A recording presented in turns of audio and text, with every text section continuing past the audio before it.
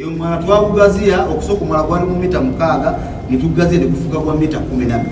Guno omwana twaguprojectinga mu nkola yagwo n'obugazi bwagwo nga gujja twala amazzi ng'olabye n'enkuba wakati w'emyaka 5 n'ensango okuva kati.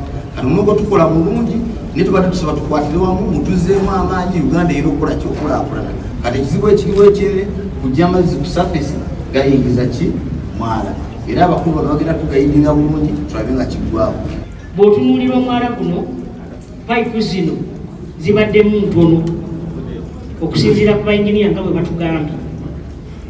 Developer alina okwongeramu pipes ezo calavats ebigoma emidumo nga bwe mukiyita kyonna.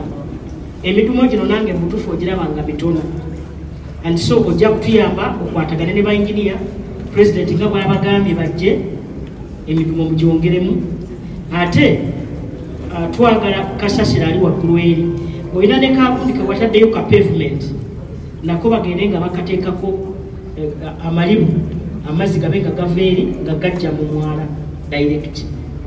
Ekisembayo owekitiibwa President nga tumaze okukola buli kimu ayagala kuyambako kusumbuusa support si compensation support okubakiza abantu bonna abafiddwa ebintu byabwe.